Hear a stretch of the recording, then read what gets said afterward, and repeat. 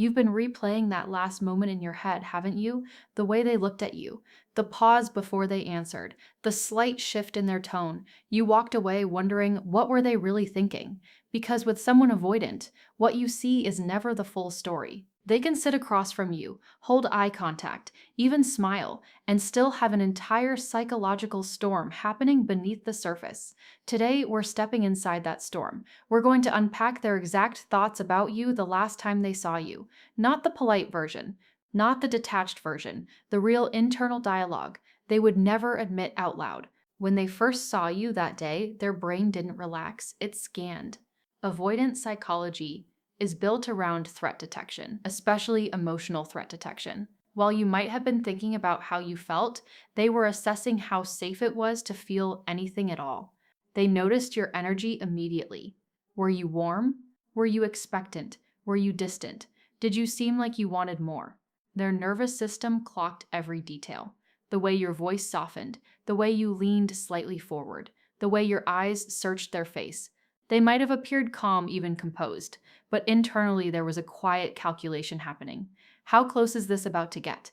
And here's the part that might shock you. They were drawn to you in that same moment. Attraction for an avoidant isn't loud or expressive. It's subtle and unsettling. They felt it in their chest before they processed it in their mind. That warmth, that pull, that curiosity about you. But instead of leaning into it, their first instinct was to regulate it, to neutralize it, because strong emotion feels like loss of control. So if they seemed slightly reserved, slightly measured, that wasn't indifference, that was containment. They were containing the very reaction you've been hoping for.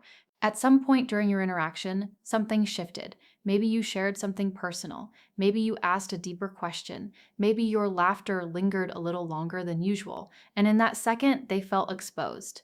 Even if they didn't share anything deeply vulnerable, they walked away thinking, did I reveal too much? Avoidants have a hyper awareness about emotional exposure. A simple admission like, I enjoyed today, can replay in their mind as if they handed over their entire heart. On the outside, it looked casual. On the inside, it felt risky. After they left you, the replay began. They thought about the exact words they used, the tone, whether they seemed too interested, whether they gave you the impression they were invested. Their mind scanned for signs of weakness, because vulnerability feels like leverage in someone else's hands. Not because you would hurt them, but because historically, closeness has meant losing control, being misunderstood, or being emotionally overwhelmed. So if you notice them pull back slightly after a good interaction, it wasn't random, it was self-correction. A quiet attempt to restore emotional balance. And here's the irony. While you might have walked away analyzing whether they liked you enough, they walked away analyzing whether they let themselves like you too much. That's the part they will never confess. They don't fear you not caring, they fear themselves caring. Let's talk about the attraction they won't admit. Because it was there in the way their eyes lingered a second longer than necessary. It was there in the way they noticed details about you without trying. Avoidants are observant. Hyper observant. They saw the small things, the change in your expression when you talked about something meaningful, the slight nervous movement in your hands, the way you looked at them when you thought they weren't paying attention, and they felt something real. But here's the conflict. Attraction to them equals potential dependency, and dependency feels dangerous. So their thoughts quickly shifted from, I like this, to don't get carried away. They reminded themselves of their independence. They mentally listed reasons to slow down. They may have even subconsciously looked for minor flaws to ground themselves, not because you weren't enough, but because perfection feels like a trap. The more they admire you, the more they fear needing you.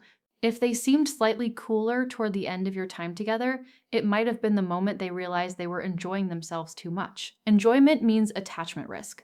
Attachment risk means vulnerability. So the internal dialogue becomes protective. Stay steady. Don't let this get ahead of you. Keep it casual. Meanwhile, your heart might have been opening, and theirs was fighting itself. There was also a subtle question forming in their mind. Are they getting too close? This doesn't mean you did anything wrong. It means emotional closeness activates their autonomy alarm. If your conversation felt deeper than usual, if eye contact lasted longer, if silence felt comfortable instead of awkward, those are intimacy signals. And intimacy for an avoidant nervous system can register as pressure even when none exists. They might have thought about the future for a split second, not in a romantic fantasy way, in a responsibility way. If this continues, will expectations grow? Will I have to show up more? Will I lose space? These thoughts happen fast and often unconsciously. That's why sometimes they pull away after things are going well. It isn't that the connection lacks something, it's that it had too much potential. They may have even tested you without you realizing it. A slight delay in responding, a subtle disagreement, a moment of emotional neutrality. They were watching how you handled it. Were you reactive? Did you push? Did you seem disappointed? Avoidant study reactions because they are gauging emotional safety. If you stayed grounded, that registered. If you seemed hurt or pressing for reassurance, that registered too. Not as a flaw, but as information. They are constantly measuring how much emotional demand might come with closeness. And then came the moment after you parted ways, the door closed, the car drove off, the messages paused, and that's when their emotional system did something very specific. It shut down, not because they didn't care, but because intensity requires recovery. They told themselves it wasn't that deep. They minimized the warmth. They reframed the connection as casual. This is their way of stabilizing, but suppression isn't absence. Later, when they were alone, the truth softened them. They replayed your smile, the way you said goodbye, the energy between you. They felt the pull again, quietly, privately. And here's the thought they would never say out loud, "This feels good," but is it worth the risk? Because for them, connection isn't just about desire. It's about cost, emotional cost, freedom cost, identity cost. You might think they left that interaction unaffected, but they didn't. They left calculating, regulating, feeling, suppressing, and questioning all at once. They wondered if you sensed their hesitation. They wondered if you expected more. They wondered if they should slow this down before it speeds up on its own. And underneath all of it was something tender. They barely allow themselves to acknowledge hope. Hope that maybe this time it won't feel overwhelming. Hope that maybe closeness won't equal loss of self. Hope that maybe you're different. But hope is dangerous when you've built your life around emotional self-protection. So instead of expressing that hope, they contain it. They act measured. They create space. They regain composure. And now you're here, wondering what they were thinking. The truth is complicated. They were thinking about you more than they showed. They were feeling more than they expressed. They were guarding more than you realized. The last time they saw you, they didn't walk away indifferent. They walked away managing the intensity of caring. That's avoidant psychology. It's not the absence of emotion, it's the fear of what emotion might demand. And whether they move closer or farther next won't just depend on how they feel about you. It will depend on whether they feel safe feeling that much at all. And whether they move closer or farther next won't just depend on how they feel about you. It will depend on whether they feel safe feeling that much at all. Because after that last interaction, once the emotional dust settled and the initial shutdown passed, something else started creeping in. Comparison, quiet involuntary comparison. They didn't just see you. They measured you against their past, not consciously in a cruel way, but protectively. Their mind pulled up old memories, times when closeness turned into pressure, when warmth slowly became expectation, when love started soft and ended suffocating. And without telling you, they placed you beside those ghosts. Is this the same pattern? Will this end the same way? Are they going to change once I get comfortable? If your energy felt steady, different, safe, that unsettled them too. Because safe feels unfamiliar, and unfamiliar feels risky. They might have caught themselves thinking, this feels different. And instead of relaxing into that thought, they questioned it. Am I just romanticizing? Am I missing red flags? Avoidants often distrust positive emotions more than negative ones. Pain is predictable. Peace is suspicious. So when they left you that day, part of their mind was building a case, looking for evidence that you are either a repeat of history or a break from it. And if they seemed slightly distant afterward, it may not have been about losing interest. It may have been about buying time. Time to observe. Time to decide if their nervous system can afford this. Then came the future panic. And this part happens fast, sometimes within minutes of a really good moment, one deep conversation, one lingering hug, one meaningful look, and their brain jumps ahead 6 months. Not in a dreamy way, in a responsibility way. If this keeps progressing, what will they expect? Will I have to show up emotionally in ways I don't know how to? What if they start needing more reassurance? You may have simply enjoyed the present moment. They were calculating the emotional trajectory. Avoidants don't fear love itself. They fear escalation, the gradual shift from light connection to emotional reliance. So even if you never mentioned commitment, their nervous system imagined it. And imagination alone can trigger retreat. This is why sometimes after a beautiful interaction, they slow down communication. It's not because the moment didn't matter, it's because it mattered too much. They need to reduce momentum to remind themselves they are still independent, to feel like they're choosing this, not being swept into it.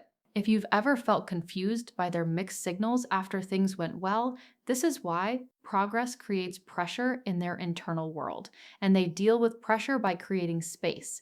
But here's something you may not realize. During that last meeting, there was likely a moment when they felt seen, truly seen. Maybe you picked up on something subtle about them. Maybe you responded to their mood without them explaining it. Maybe you understood a joke that carried more truth than humor. And in that second, their guard flickered. Being understood is intimate. It bypasses performance. And avoidants are used to managing perception. When someone sees through the surface, it creates both relief and fear. Relief because they don't have to explain themselves. Fear because now they are emotionally visible. They might have smiled, they might have brushed it off, but internally there was a jolt. They understand me. And immediately after, that's dangerous. Because if you understand them, you can affect them. And if you can affect them, you have influence. Influence means vulnerability. So what did they do with that feeling? They likely minimized it, told themselves you were just perceptive, told themselves it wasn't that deep. But later, alone, that moment replayed, not the surface conversation, the feeling of being emotionally recognized. That's the part they can't easily forget. There's also something else that may have surfaced quietly while you were together: jealousy. Not dramatic, not possessive, but subtle. If someone else glanced your way, if you mentioned another person casually, if your attention drifted elsewhere for a moment, they noticed. Avoidants don't like feeling jealous because jealousy implies attachment, and attachment implies dependency. So instead of reacting outwardly, they suppress it. They tell themselves it doesn't matter. They detach slightly to regain emotional control, but internally there's a tightening. A thought that sounds like, why did that bother me? If they felt even a flicker of territorial instinct, they would quickly counter it with logic. We're not exclusive. I don't own them. I shouldn't care. But the fact that they cared at all unsettles them because caring means risk, and risk is what they spend their life minimizing. You might have walked away thinking they didn't notice the subtle dynamics in the room. They did. They just won't reveal how much. And underneath all of this, the comparison, the future panic, the feeling seen, the suppressed jealousy, there's a layer they rarely show anyone: insecurity. Avoidants often appear confident, self-contained, unaffected, but that self-sufficiency can mask a quiet fear. What if I'm not enough long term? During your last interaction, if you were warm, grounded, emotionally open, they may have felt admiration. And admiration can quickly turn into self-doubt. They seem emotionally healthy. Can I meet that? Will they eventually realize I struggle with closeness? Instead of expressing that insecurity, they might distance themselves preemptively. It feels safer to step back than to risk being the one who cares more. It feels safer to slow things down than to be exposed as uncertain. So when you replay that last time you saw them, understand this. They were not blank. They were not detached in the way it appeared. They were processing layers: attraction and restraint, hope and caution, curiosity and fear. You may have left wondering if you mattered. They left wondering if they could handle how much you might matter. And now you sit here trying to decode their silence, their pacing, their subtle shifts. What you're really sensing is their internal battle: the desire to move toward you, the instinct to protect themselves, the question echoing quietly in their mind: can I let this grow without losing myself? Avoidant psychology isn't coldness, it's conflict. And the last time they saw you, that conflict intensified. Because you didn't just show up physically, you showed up emotionally. And whether they admit it or not, that leaves an imprint. The story isn't finished. Not in their mind, not in yours. They are still thinking, still regulating, still deciding. And the truth is, the depth of their hesitation often reflects the depth of their feeling. The real question isn't whether they thought about you, it's whether they're brave enough to face what those thoughts mean. Because after everything settled, after the comparisons, the future panic, the insecurity, the quiet jealousy, there was a moment where they felt something they rarely allow themselves to feel: comfort. And that might have been the most destabilizing part of all. During that last interaction, there was likely a small pocket of ease, a stretch of conversation that flowed naturally, a silence that didn't feel heavy, a laugh that wasn't forced. And in that space, their nervous system softened, their shoulders relaxed, their guard lowered just a fraction. For most people, comfort is reassuring. For someone avoidant, comfort can feel unfamiliar, and unfamiliar safety can feel suspicious. They might not have consciously thought, I feel safe with them. It's more subtle than that. It's the absence of tension, the absence of needing to perform, the absence of calculating every word. And when that absence happens, it creates a quiet realization: I could get used to this. And that's where the fear creeps in. Because getting used to someone means needing them, and needing someone threatens the identity they've built around independence. So instead of celebrating that comfort, they question it. Am I letting my guard down too much? Is this how it starts? What happens if this disappears? You might have felt that softness too, that moment where everything felt natural. What you didn't see was the internal alarm that followed it.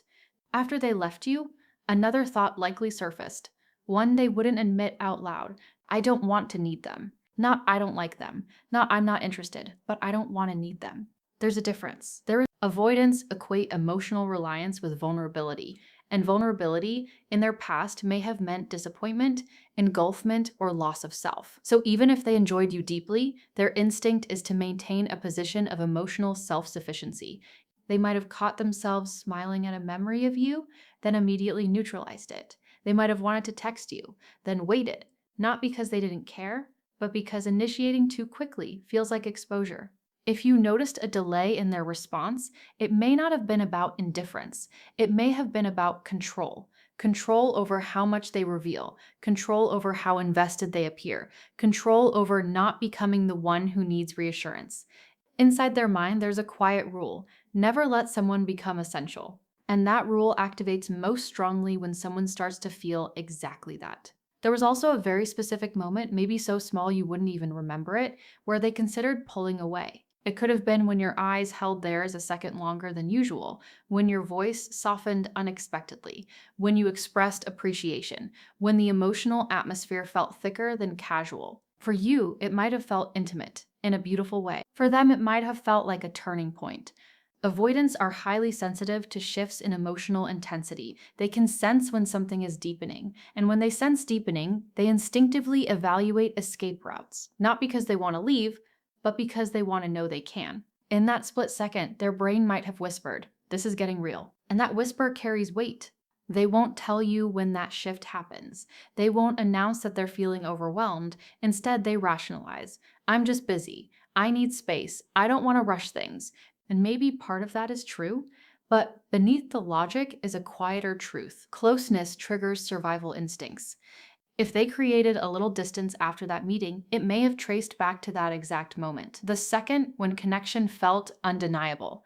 There's another layer you may not have considered: the fantasy versus reality conflict. Avoidance often feels safest with love at a distance. In imagination, they can control the narrative, they can romanticize without responsibility, they can idealize without emotional maintenance.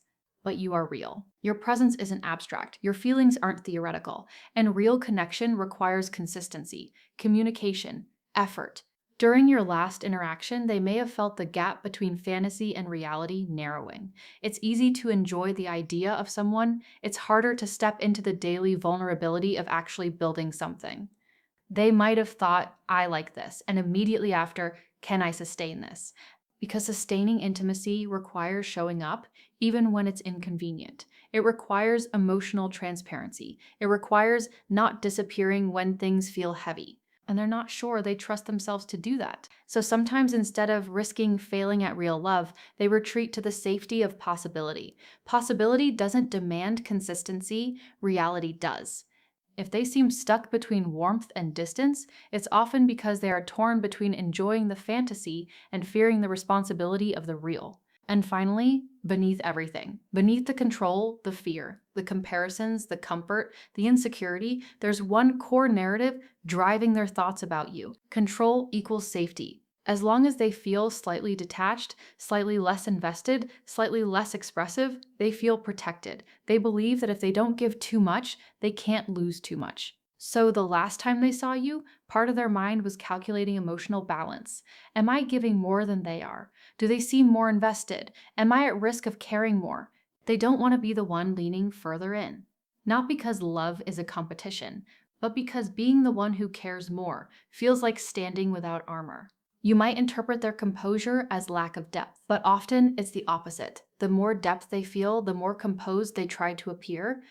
And here's the truth that ties everything together. When they got home, when the noise faded, when no one was watching, they thought about you.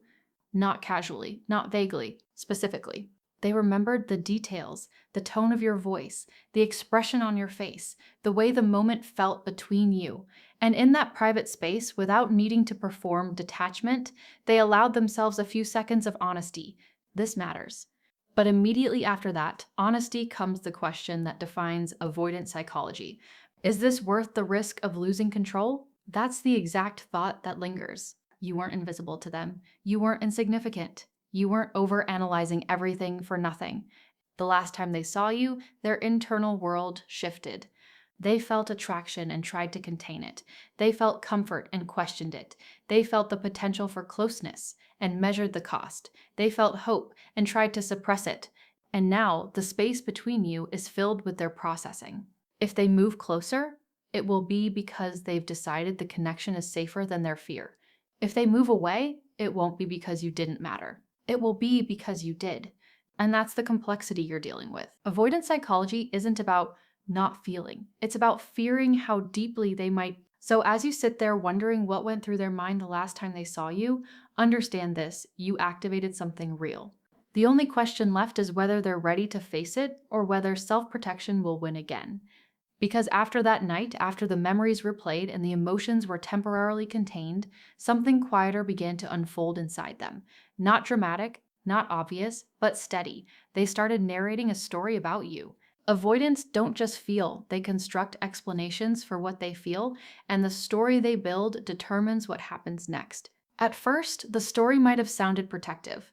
It was just a good moment. I'm probably overthinking it. There's no need to rush anything. They downplayed the intensity so they could regulate it. But underneath that rational voice, there was another one asking something softer. Why did that feel different? And this is where their internal conflict deepens. Because when something feels different, it threatens their established emotional patterns. They're used to dynamics where distance feels normal, where they can predict when to disengage, where they stay slightly ahead emotionally. But with you, there may have been a moment where they felt themselves leaning in without calculation, and that lack of calculation unsettled them. They are trying to decide what category you belong in: casual, temporary, safe but distant, or something that might actually matter. And the fact that they can't easily categorize you keeps you in their thoughts longer than you realize. There's also something else happening beneath the surface, a quiet shift in how they see themselves around you. Avoidants often pride themselves on being unaffected, independent, self-contained. But when someone begins to matter, that identity gets challenged. During your last interaction, there may have been a moment where they caught themselves caring about your reaction, waiting for your response, noticing your mood. That moment lingers. Because now the narrative isn't just about you, it's about who they become when they're with you. They might be asking themselves, am I losing my edge? Am I becoming too emotionally involved? Why do I care what they think? And here's what hurts about this stage. Sometimes, instead of embracing that shift, they resist it. They pull back, not because you did something wrong, but because they don't recognize themselves in that softer space. You might sense a subtle change, a slightly delayed reply, a more measured tone, and you'll wonder what happened. What happened is they felt themselves opening. An opening feels like exposure. Now let's go even deeper, because after the initial processing, after the protective storylines, after the subtle distancing, there comes a quiet moment of emotional honesty. It doesn't last long, but it's real. They imagine what it would be like to let this grow. They picture another meeting, another conversation. They imagine consistency. They imagine what it would feel like to not hold back. And for a few seconds, it feels peaceful. That peace is the most dangerous part. Because peace means surrendering control. And control has always been their safety net. So the thought quickly shifts. But what if they change? What if I invest and it falls apart? What if I can't meet their needs? The vulnerability window closes. The guard rises again. What you need to understand is that their hesitation is not emptiness. It is fear colliding with desire. They want connection, but they want it without losing themselves, and they haven't fully learned how to do both at the same time. So they oscillate. Warm, cool, present, distant. It's not random. It's the rhythm of someone negotiating between longing and protection. There's another hidden layer to their thoughts about you. It's subtle but powerful. They're watching how you respond to space. When they pull back slightly, when they take longer to respond, when they create a small emotional gap, they are observing not in a manipulative way, in a self-protective way. They are asking silently, will they chase? Will they pressure? Will they become anxious? Because in their past, space often triggered conflict, and conflict reinforced their belief that closeness equals suffocation. If you respond with steadiness, it calms something inside them. If you respond with intensity, it confirms their fears. So the last time they saw you, and in the days that followed, they were not only analyzing their own emotions, they were analyzing yours. They are trying to determine if this connection can breathe. Avoidants crave connection that doesn't trap them. They crave someone who doesn't collapse when they need a moment to regulate, but they rarely say that out loud. Instead, they test it quietly. And while you're wondering if they care, they're wondering if this dynamic can feel safe. And now we arrive at the final layer of their exact thoughts about you after that last meeting. Beneath the analysis, beneath the fear, beneath the control, there is longing. Not dramatic longing, not obsessive, but steady, persistent. They miss the way they felt in your presence, even if they won't phrase it that way. They miss the stimulation of your conversation, the subtle emotional charge in the room, the sense that something meaningful was forming.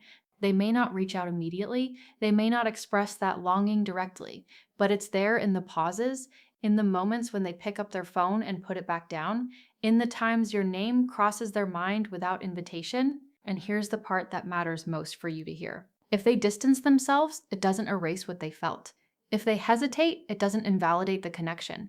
If they struggle to move forward, it doesn't mean you imagine the depth. It means they are battling a lifetime of emotional self-protection. The last time they saw you, something shifted. You weren't just another interaction.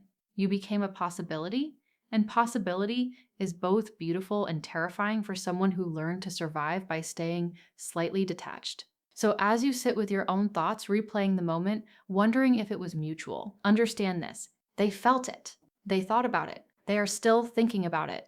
The difference is that you might interpret emotion as something to move toward. They interpret it as something to approach carefully. Avoidance psychology is not the absence of heart. It is a guarded heart negotiating risk. And right now, somewhere in the quiet spaces of their mind, there is a question echoing softly. What if this time I let it happen? Whether they act on that question depends on their courage. But the fact that the question exists at all, that's because of you.